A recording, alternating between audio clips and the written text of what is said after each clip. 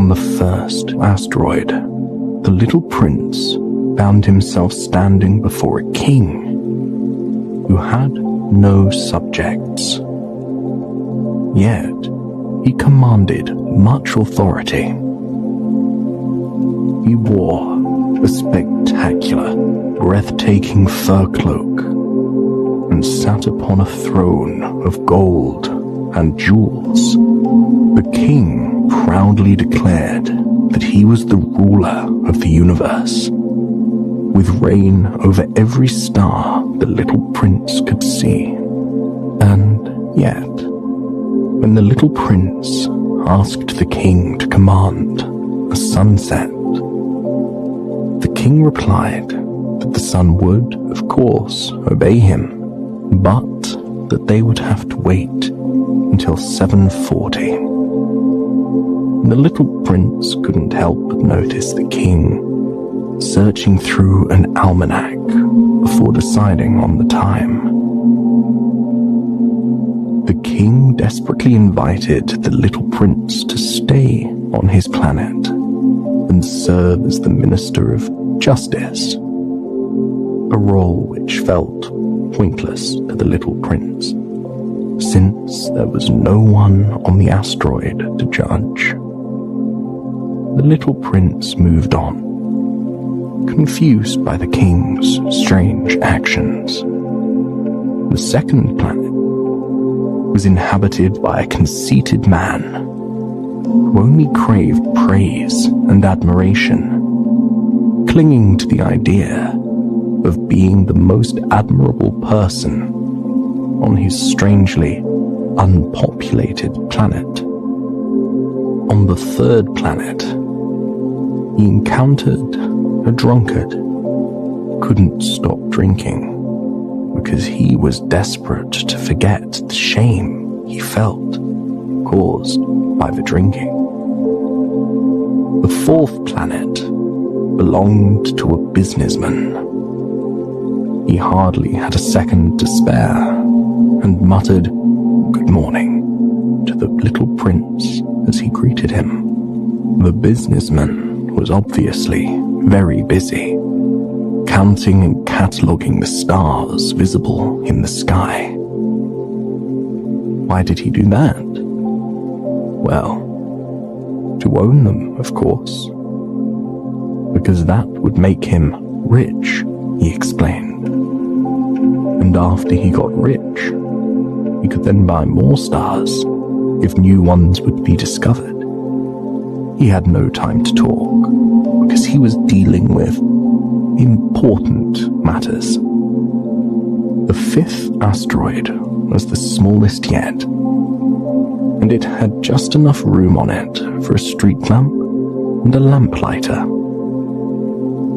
The lamplighter explained politely that he was under orders to light the lamp in the evening and extinguish it in the morning.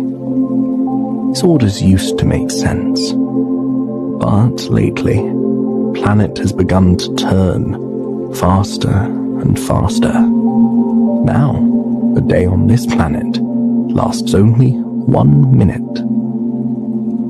The little prince watched in awe as the lamplighter lit the lamp with stunning orange embers that illuminated the entire tiny planet in a soft, breathtaking glow.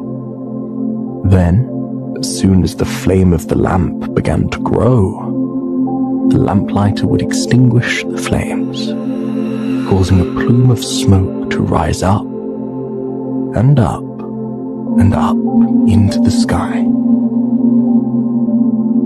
The little prince watched this eternal dance for quite some time. He commended the lamplighter on his sense of duty and obligation, and on the beauty that he brought into the world with his tiny flame. But when the prince suggested the lamplighter walk along with the sunset so he could take a break, his suggestion fell on deaf ears.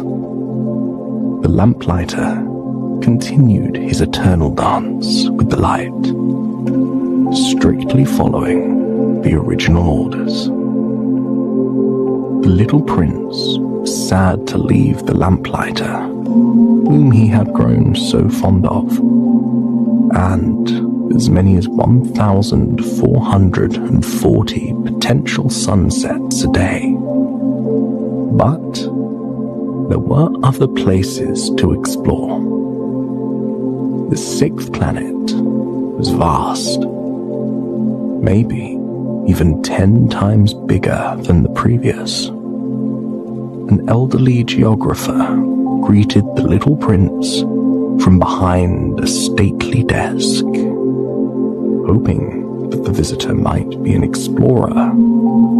The little prince was very excited and inquired about the oceans or mountains adorning this vast planet. Surprisingly, the geographer had no knowledge of them, since he was not, strictly speaking, an explorer. So he never went anywhere or saw any of the things he was supposed to record.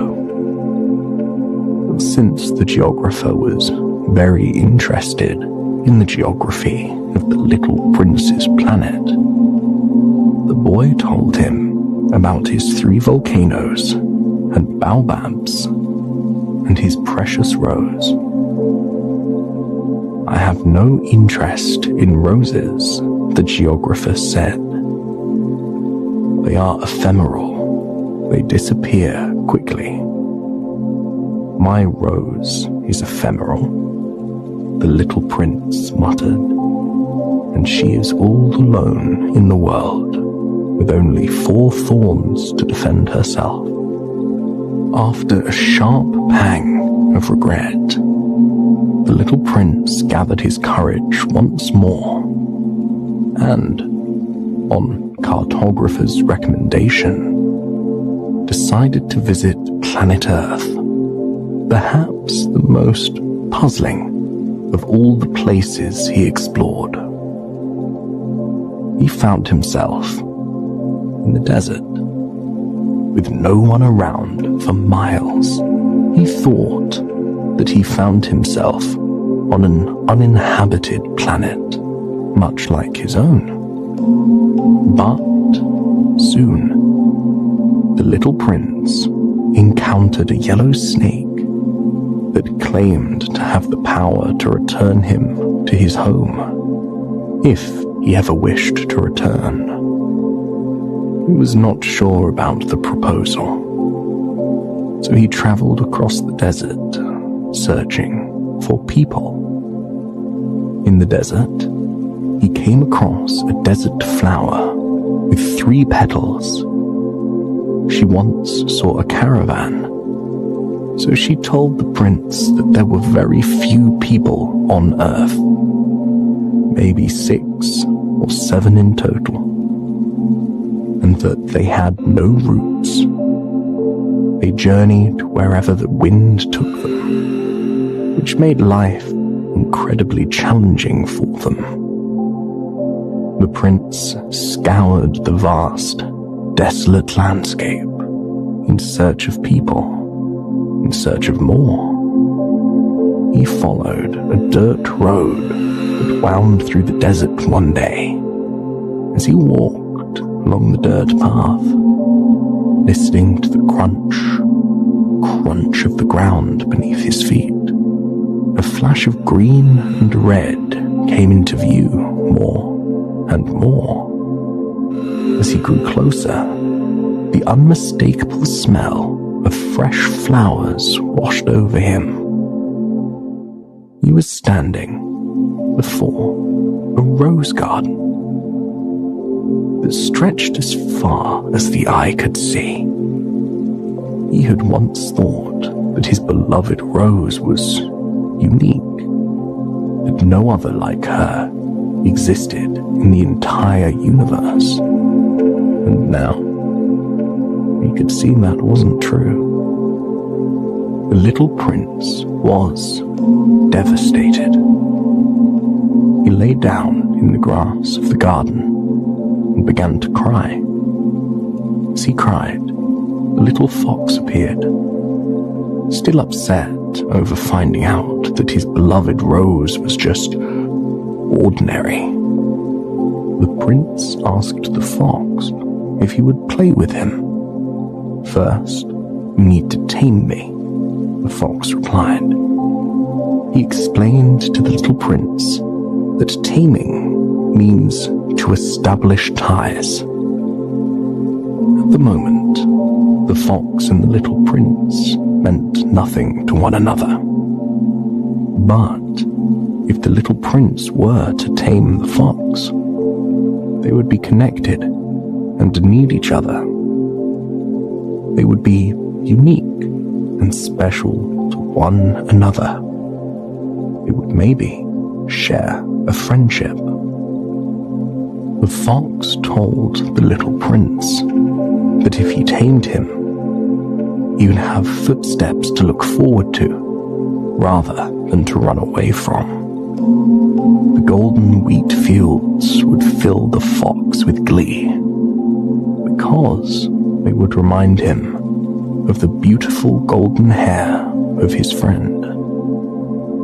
Over time, the little prince gradually tamed the fox, and came to realize that a certain flower had tamed him.